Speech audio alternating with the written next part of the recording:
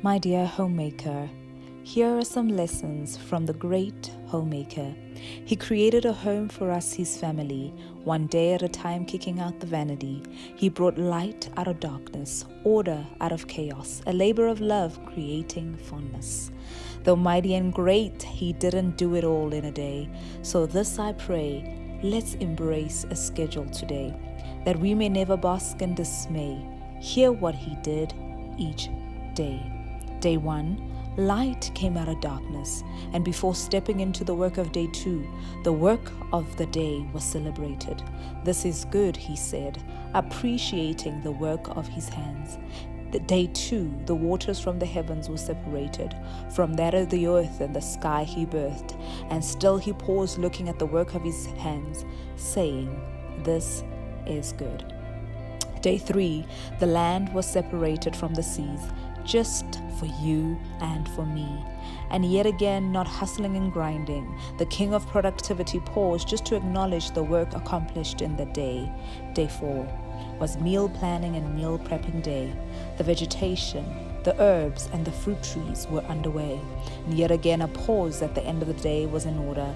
Looking at the food again, he said, this is good. Day 5, fish and sea creatures filled the sea. All in their glory he let them be, yet still in time and space he marveled and celebrated all this amazing grace. Day 6, livestock, animal made their way, followed by the best. You and me, this I have to say, all this was not child's play. So again he said, this too is good. Day 7 was like no other, a rest day he created aside for the mother. This day he blessed, so keep it, enjoy it, don't be stressed. This is how a home was created, a system for us all he gated, so we can succeed. Let this productivity blueprint be our creed.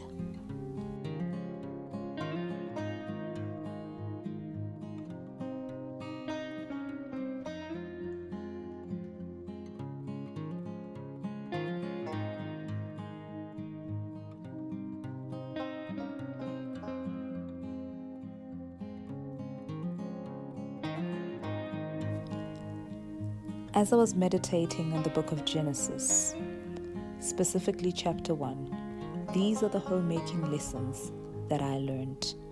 Number 1, it is important as a homemaker to have a vision of what you are creating. And number 2, have a plan and follow it each day. Don't try to do it all in one day.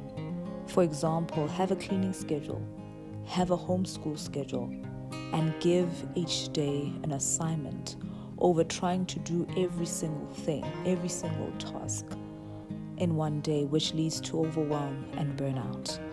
Number 3, celebrate whatever you were able to do each day. You are making a difference. God at the end of each day stopped and he marveled and he appreciated and he commended what he had done in the day. How often as homemakers do we stop to think of the work that we have done in that day? And not only that, but to celebrate it. To say, well done. You have done a wonderful job. We need to learn to celebrate ourselves from our Father, who himself celebrated the work of his hands. Number 4 is to create systems, habits, and routines to run your home. God created once, and that became a system that even today he does not have to come back to create the very same thing that he created before. That is automation.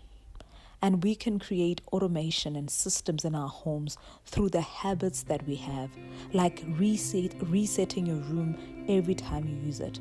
That is a habit that you can create. And once it is set in motion, it will start working for you on autopilot. Number 5, have a rest day from all your work to recalibrate and to rejuvenate. Take a Sabbath. Rest.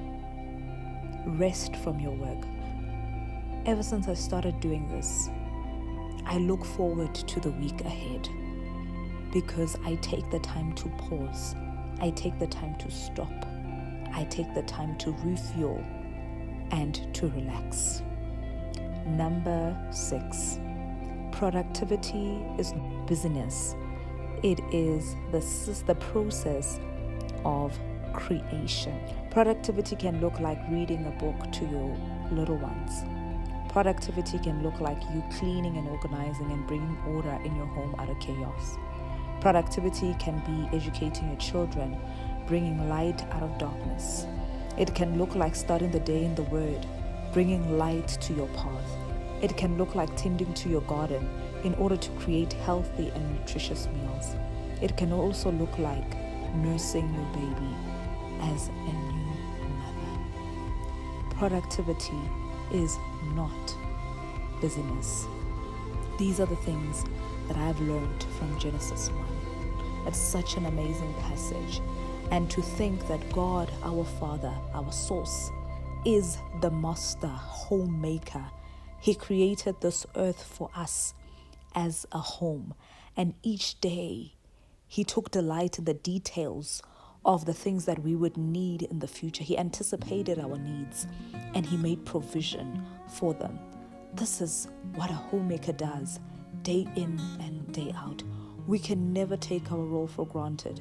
We can never take our role as menial, as small, as insignificant. We've been given a model, and we too must take this role in high regard.